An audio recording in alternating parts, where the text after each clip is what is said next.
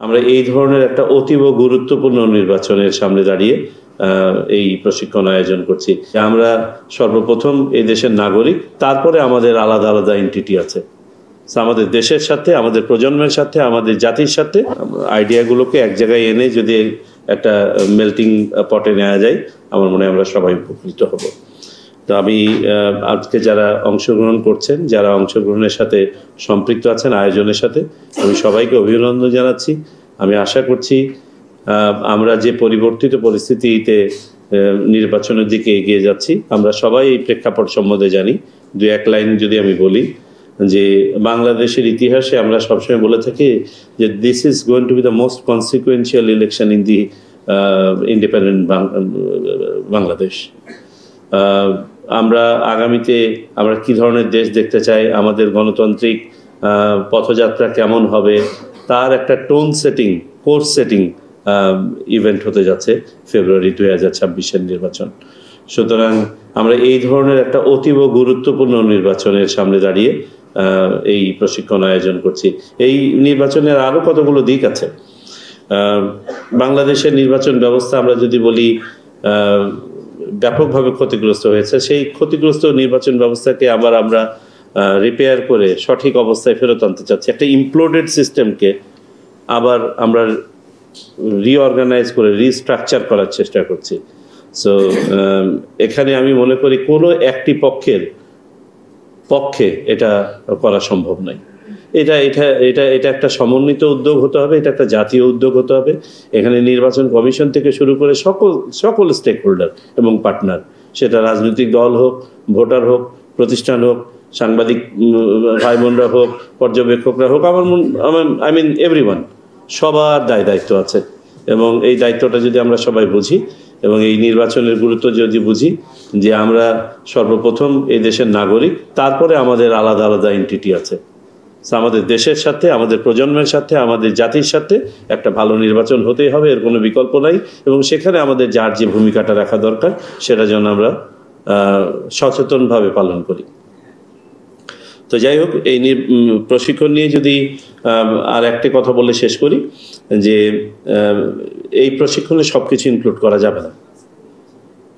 হয়তো কিছু ইস্যু নিয়ে আমরা আলোচনা করতে পারবো। ইট ক্যানট বি অল ইনক্লুসিভ। একদিনে সব বিষয় নিয়ে আলোচনা করা সম্ভব না।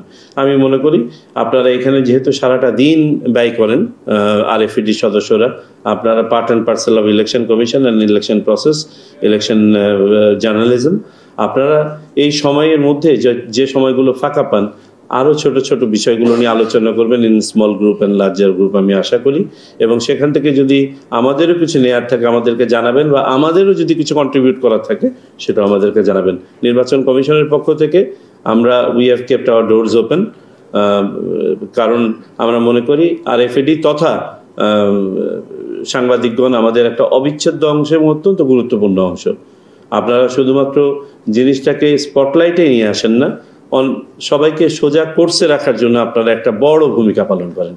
সেটা প্রার্থী হোক, নির্বাচন আয়োজনের সাথে যারা সম্পৃক্ত তারা হোক, সাধারণ ভোটার হোক, সমর্থক, সবার জন্য। সুতরাং আপনাদের ভূমিকাটা অতীব গুরুত্বপূর্ণ। It is more of a I would say part of transparency. আমরা যে ট্রান্সপারেন্ট ইলেকশনের কথা বলি, সেই ট্রান্সপারেন্ট ইলেকশনের সবচেয়ে বড় নিয়ামক শক্তি হচ্ছে সাংবাদিকগণ। তো আপনাদের জন্য আমাদের দরজা সবসময় খোলা থাকবে। যে কোনো সহযোগিতার জন্য আমাদের কাছে আসবেন। আর জেবেল যে কথাটা বললো, আমার মনে হয় আপনাদের 3-4টা পয়েন্ট ছিল।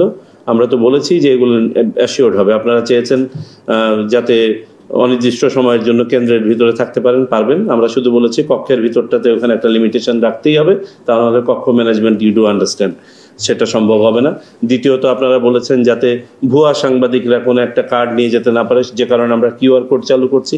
আপনারা বলেছেন যাতে করে আপনাদের কাজগুলো, ইন্টারভিউ না ইত্যাদি ইত্যাদি, এই কাজগুলো যেন আপনারা নিরবিচ্ছিন্নভাবে করতে পারেন, আমরা সেটা বলেছি আপনারা করবেন। শুধু ওই যে খেয়াল রাখতে হবে যে ইলেকশন অপারেশন যেটা অনগোয়িং, সেটা যেন ক্ষতিগ্রস্ত না হয়। আর এবারে যেহেতু 2টো করে ব্যালট ম্যানেজ করতে হবে, সময়ের ব্যাপারটা আমাদেরকে সবাইকে সংবেদনশীল হতে হবে। আপনারা দেখেছেন যে আমরা একটা অনুশীলন করে দেখেছি যে এখানে গড়ে যদি আমরা একদম ভালো ফ্লো রাখতে পারি, তাও আমাদের 1.5 মিনিট করে লাগে একটা ভোটারের পরে একটা ভোটারকে কেন্দ্রে ঢুকতে। আর একটা voter on an average 3 minute 52 second করে সময় নিচ্ছে ভিতরে, অন অ্যান অ্যাভারেজ। যে না পড়ে সিল দিচ্ছে তার কোনো কমপক্ষে 2 মিনিট লাগছে, আর যে পড়ে সিল দিতে যাচ্ছে সে 7-8 মিনিট পর্যন্ত নিয়ে নিচ্ছে। এই যেখানে বাস্তবতা, এবং আমরা এটাও জানি যে আমরা ইনডেফিনিট নাম্বার অফ সেন্টারও বাড়াতে পারবো না, ইনডেফিনিট নাম্বার অফ বুথও বাড়াতে পারবো না, আমাদের বুথ ব্যবস্থাপনাকে আরও স্মার্ট করতে হবে।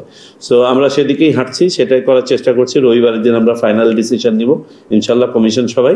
তো আপনারা এই সংবেদনশীলতাগুলো, এই বাস্তবতাগুলো নিজেরাও ধারণ করবেন, করে আপনাদের কাজটা যেন আবার যথাযথভাবে আপনারা পালন করতে পারেন সেটা আমরা নিশ্চিত করব।